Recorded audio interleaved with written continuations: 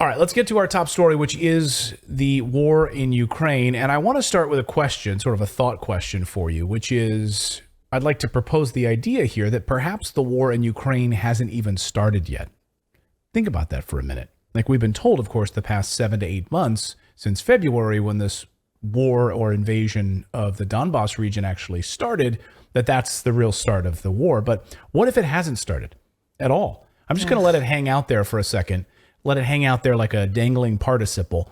And you guys let me know in the chat if you think it's actually started or if it's about to. We'll come back to this in a moment. But first, American cities are preparing for a nuclear war. Now, if you're traveling on the subway in New York City, or you're in Los Angeles, or you're in San Francisco on the BART system, you may have noticed, if you're in New Jersey on the train stations, you might have noticed that there are nuclear preparedness signs popping up. So take a look at this on your screen, what this says here. Radiation emergencies, what should you do? Get inside. Now, this was all over Reddit yesterday. People are like, I can't believe these are popping up all over the place. Philip, I know how much you love Reddit. I don't know if you saw this on Reddit yesterday, but I did not. I actually didn't do as much Redditing as usual yesterday. So. See? And you sound happier, to be honest with you. I'm so much happier.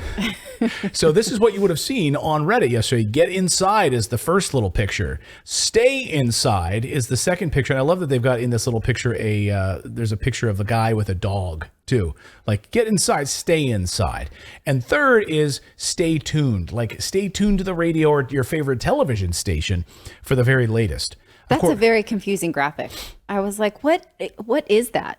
It's a guy just watching TV like a drone, like just sitting there with its back. Oh, that's a person? That's a person listening to a radio, just like with their back to us at the very bottom of the screen. That's terrible graphic. I thought it was a spray bottle in a temple. At a temple. Yeah.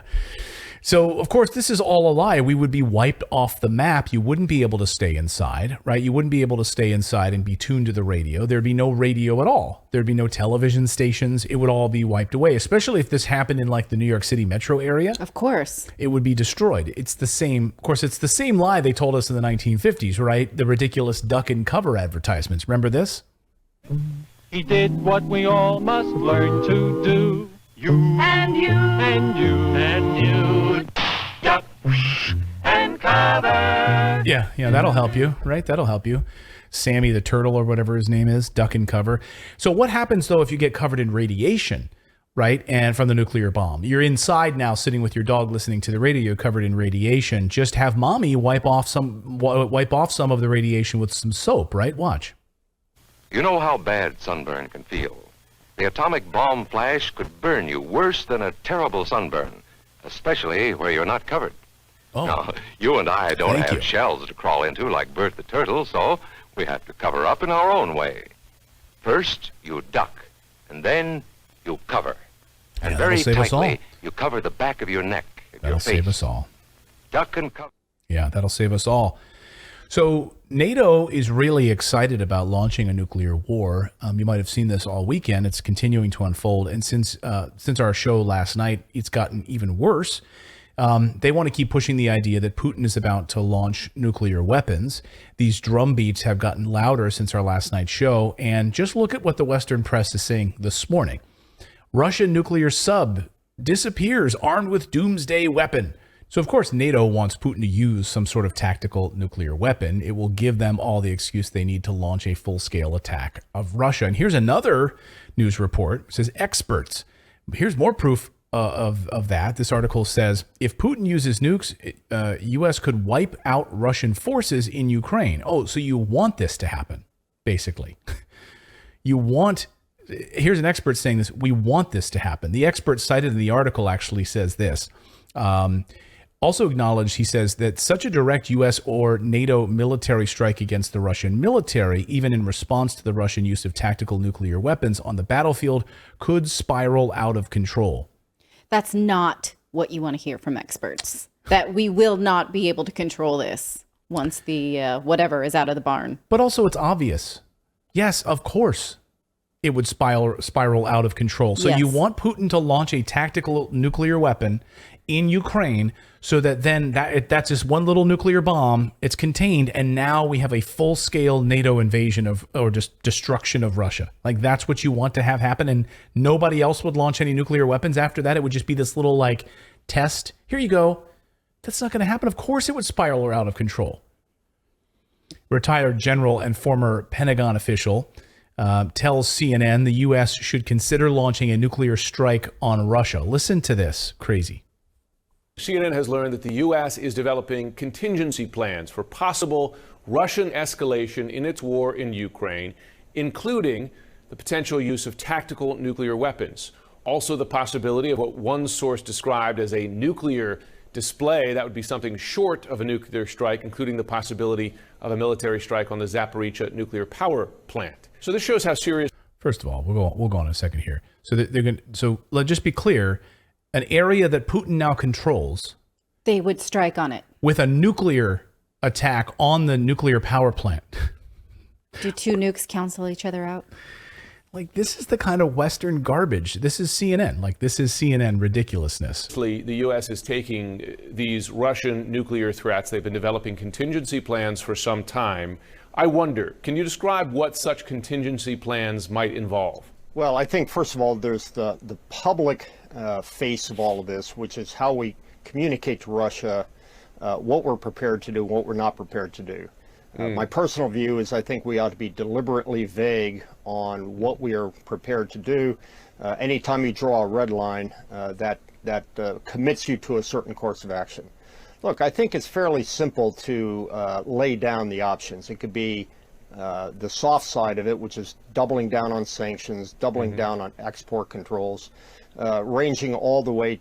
So soft is draconian sanctions that are going to get people killed because they have no food, right? That's soft, according to this general. What about peace? How is that soft? So That might be soft. Like, maybe peace would be the first. That might be an option. Right. How about now we come to the table and say, we're done with war. People are dying. So he goes on. Listen. Look, I think it's fairly simple to lay down the options. It could be the soft side of it, which is doubling down on sanctions, doubling down on export controls, ranging all the way to a nuclear response of our own and everything in between. Wow. So a nuclear attack. Okay. So everything in between. What do you think? I'm horrified. I'm just thinking of like, oh, okay, what does this mean for the rest of us? Because it's wherever it might be, we'll have fallout for everybody. And up to this point, it's really infuriating to see these anchors kind of saying, oh, well, you know, that might happen over there. I'll be okay over here. And I feel comfortable then not putting anything on the air that will promote peace, and just sort of fear mongering and ratcheting this up and falling in line. We're going to talk in the last segment later about how the media has no problems promoting war because it just feels like it hasn't touched them and it feels very elitist. Yeah. And him especially, like Jim Sciota or whatever, like he's all friends with the intelligence state. He's constantly parroting things from the intelligence community. Like they tell him what to say and he puts it right on CNN. He continues to do that. He's friends with all of these guys. They all know him personally.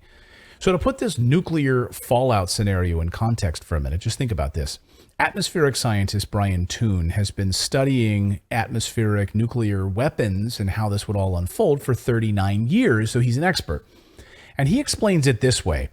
He says that, you know, the Enola Gay, of course, there it is, that carried one atomic bomb, had the power of 15,000 tons of TNT.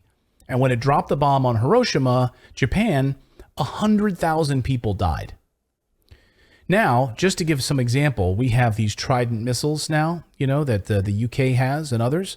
And of course, one of these Trident nuclear missiles with one of these bombs, if it hit a population center like Philadelphia or Sacramento, would kill 500,000 people. It has enough power to kill everything within an 8-kilometer radius. This is the smallest of the small. So we're talking like tactical, mobile nuclear weapons on board a submarine, on a nuclear submarine, right? So we're just using like the small example here. So again, scientist Brian Kuhn describes how this small attack would work on land. Let's say this hits Baltimore, Maryland as an example, for instance, my dad's hometown. Here is an example, and he explains this. So in this orange circle, there's a shockwave so powerful that it knocks down concrete buildings and kills everyone within that zone. In the red circle, then there's radiation that's released from the atomic bomb as it fissions. Then the radiation would kill 50 to 90% of the people in Baltimore over the next few weeks.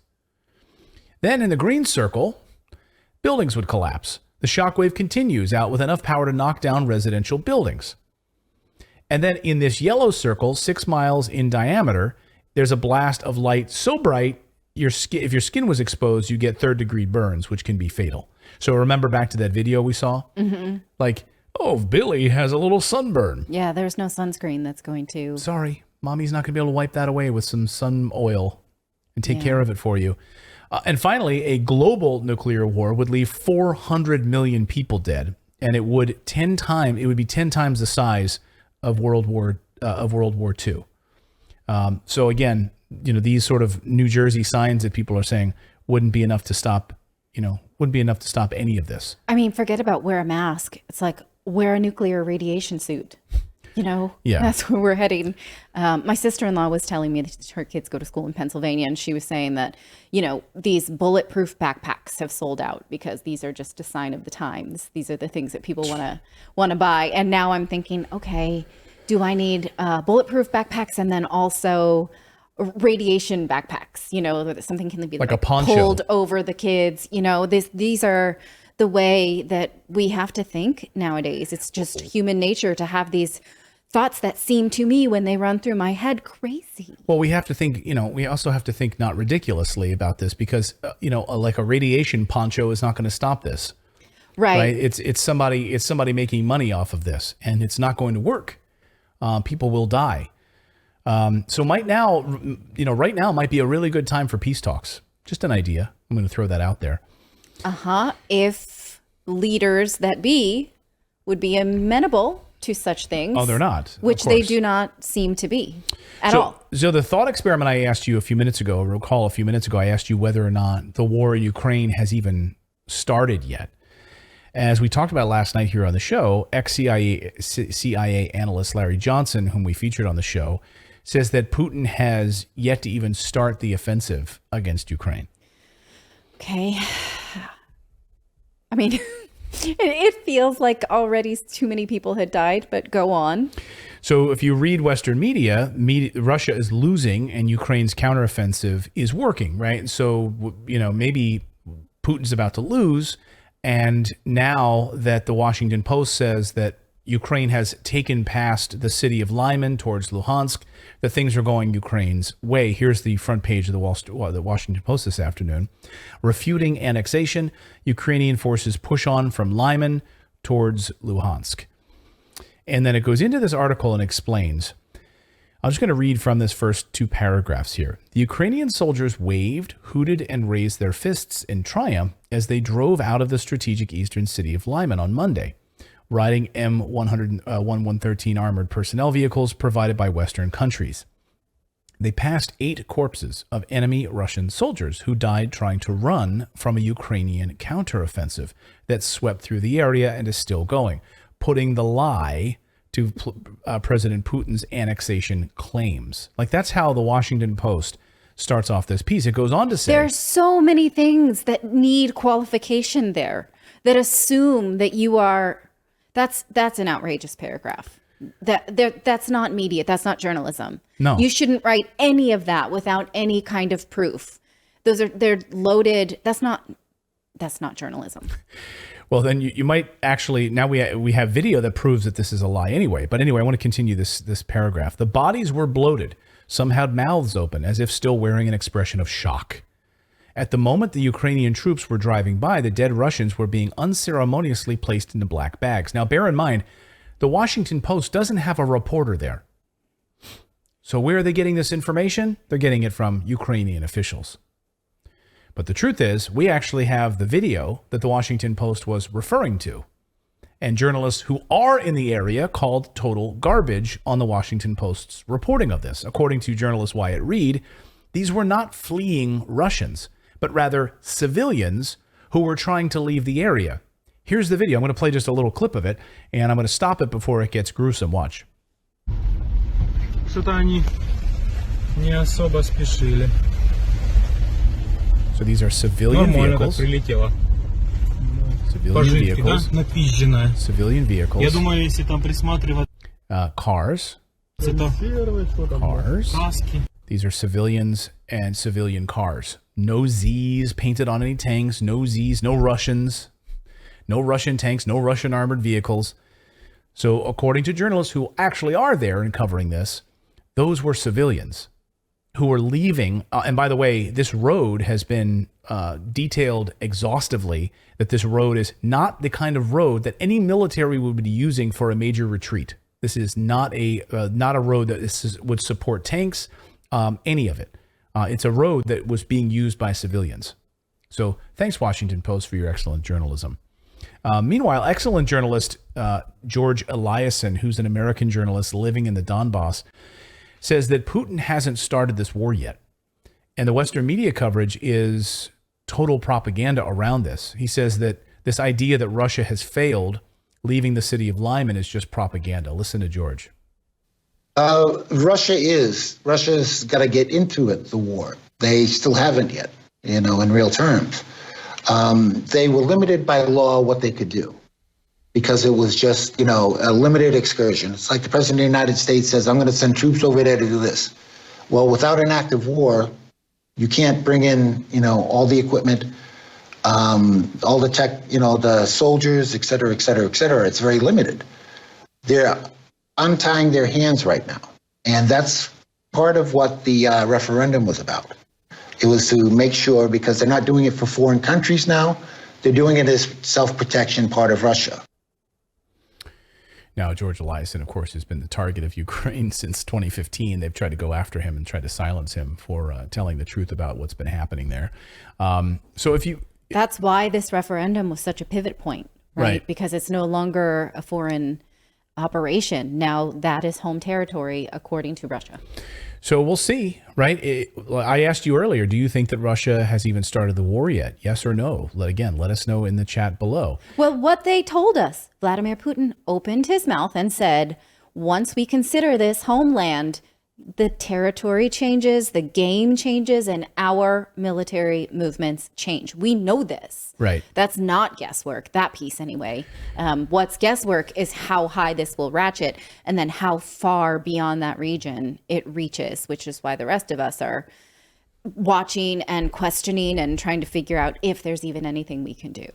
So if you're Ukraine right now, and you're NATO, now would be a good time to actually have some peace talks, don't you think? I think so. I've been saying that for a long time. Well, Elon Musk thinks that. Remember Elon Musk at the start of the war in Ukraine sent Starlink dishes, the satellite dishes, his internet service that would be available for people of Ukraine. Everyone said, wow, amazing what the Tesla owner, humanitarian guy, he's doing right now. So he's issued a peace proposal to end this war, and he was absolutely destroyed by Ukrainian Twitter yesterday for suggesting peace. And not just Twitter. I mean, Ukrainian administrative officials, heads of state. Yes, diplomats told him to go F himself. Right. So what was so provoking? So here was his tweet yesterday. Elon Musk, of all people, has this 4-point plan. Redo the referendum under UN supervision. So do the elections over again. Russia leaves if that is, and they will then, if it's the will of the people, then Russia will leave and it will just be Ukrainian. And the people will decide. But what he doesn't say is if it is the will of the people, Ukraine knock it off, right? And I wish that he had spelled that out, but Twitter character guidelines. So it seems like it's really kind of like a pro-Ukrainian tweet out of the gate, right?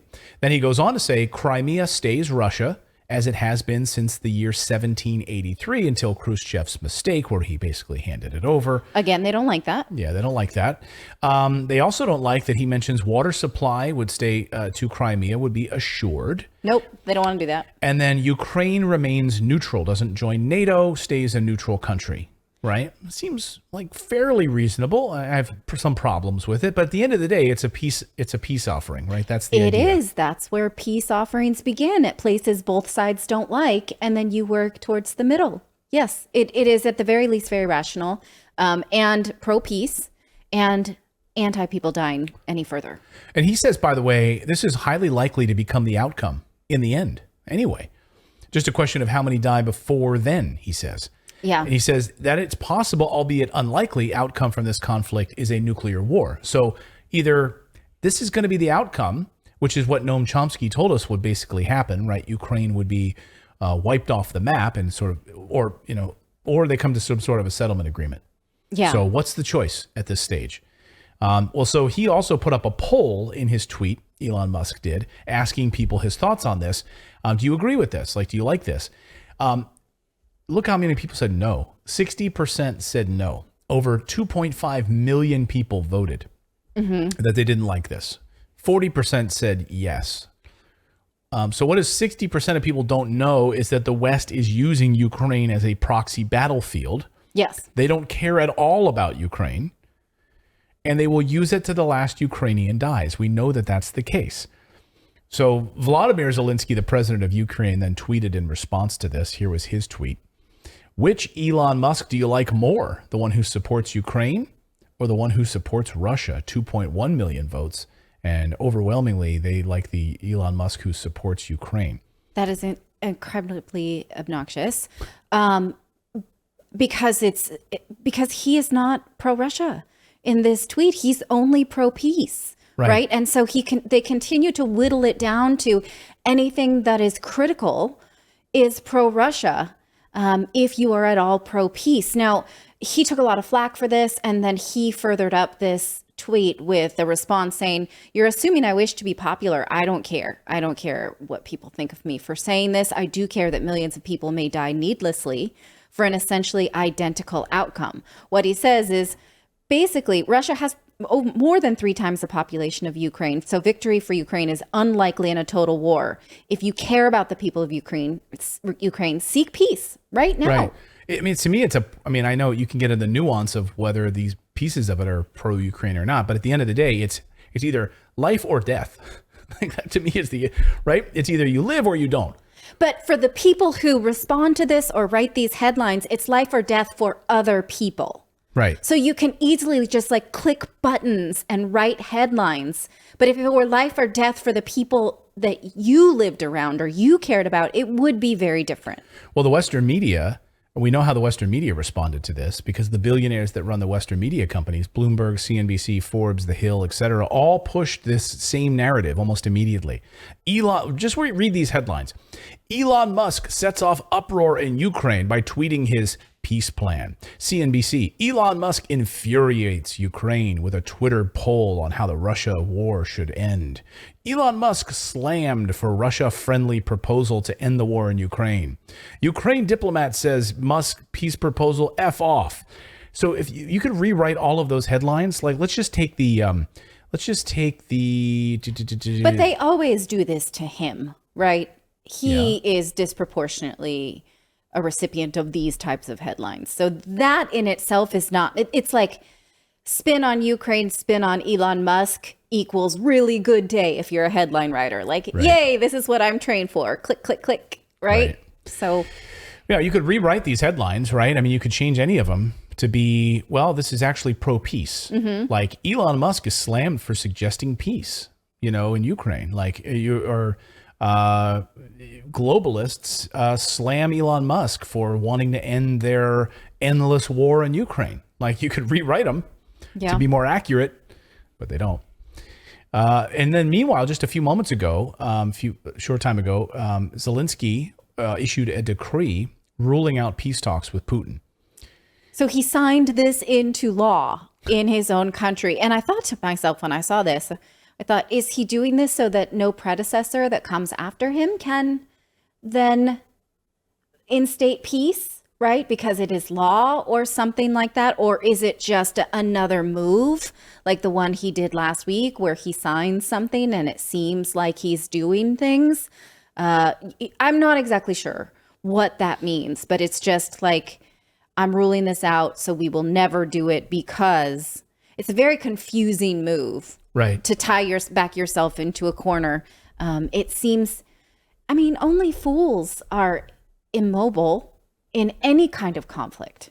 right? Right. So you're really tying your hands here, right? You're tying your hands saying, well, I can't negotiate peace with Putin. Like, I'm not going to talk to him. So now you're literally telling your people, we are about to be wiped off the map, because you're lying to your people when you tell them that you're winning this war. You have the help of NATO and Western media telling people that you're winning this war, but you're not. And it's going to be deadly. And millions of people could end up dying as a result of it. So, because they've been, and maybe they're hoping their pins and hoping their dreams on this idea of joining NATO, right? And we saw that the other day, of course, them trying to do this little dog and pony show NATO application.